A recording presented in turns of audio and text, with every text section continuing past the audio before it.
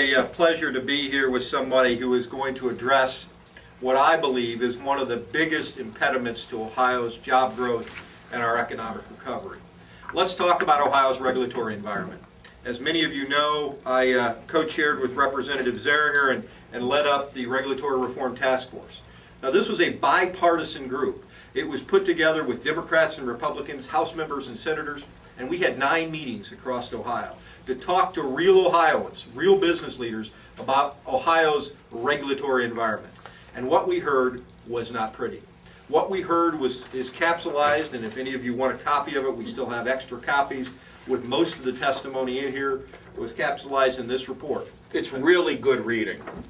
Really good reading. If reading a government report was ever good reading. This came out, and essentially this was adopted. The recommendations in this report were adopted unanimously by the bipartisan commission. And so that's important to remember. We didn't do this on a partisan front. Yes, Governor Strickland was the governor at the time. Yes, when we did this, he had already issued his executive order. What we found was a year after the executive order was out, we still had problems in Ohio in our regulatory environment. And I'll be happy to answer questions about that or go down that line. But the biggest thing we need to remember as we go forward, when we talk about regulatory reform, nobody's talking about having less clean water, less clean air, or less healthy, safe work environments. In fact, that was how we started out every meeting of the Regulatory Reform Task Force, with me saying, we all agree we need to get compliance with air, water, and quality workplace safety issues. We all want that. The question is, how do we get there? And the uniform consensus was the way to get there is not this. The way to get there is not Ohio's 11,000 plus regulations. Regulations that even within the same agency, people don't have the ability to know what the left hand and the right hand are doing. That is a problem, and that's killing jobs. If you think about this from another perspective, the majority of new jobs in Ohio are created by Ohio small businesses.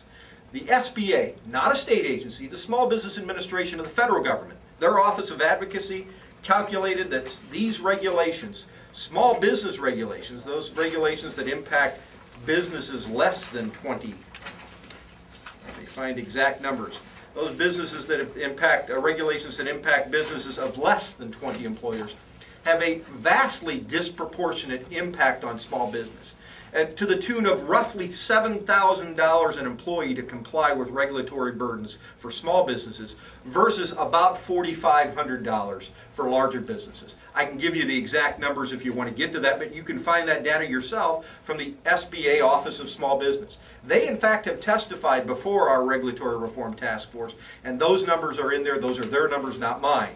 And the reality is if we're going to grow and strengthen Ohio's economy, we need to foster an environment where our small businesses can be successful. Now, let's fast forward. I have said this often, that a governor can do more on regulatory reform in a few days than the legislature can in a few years. And that's simple. Remember, the administrative agencies work for the governor. And that's why the legislature needs to do its part, and we will do our part in the legislature. We will continue to be cautious when we give legislative rulemaking and new legislation that we pass.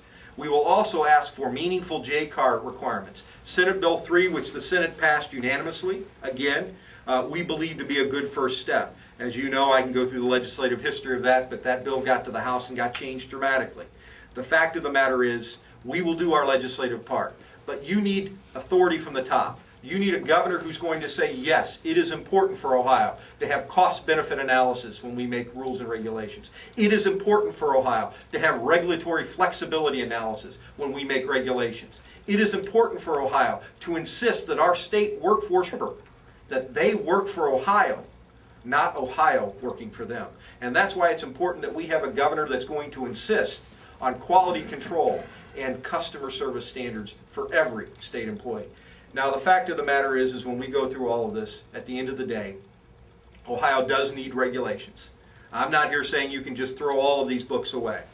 But I think you can get to a regulatory scheme that works on common sense, not one that works on bureaucratic doublespeak.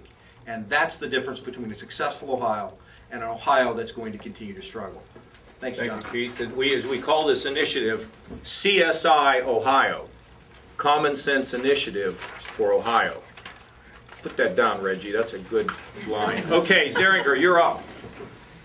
Thank you very much, Tell us a John. little bit about what happened over in the House with that bill and where the support was for it and how that thing got watered down, and it's kind of dead, isn't it? Well, Senate Bill 3, like Senator Faber said, was passed unanimously and sent to the House, and it did die for quite a while. And that's when I helped co-sponsor or joint sponsor House Bill 230 because we knew we needed regulatory reform in the state of Ohio. And so it, like we said, it has been watered down, but we probably mirrored Senate Bill 3 and House Bill 230. There were a few different changes, but the important point Senator Faber hit on, we need cost-benefit analysis, we need flexibility, and we need to address the regulatory problem that we have here.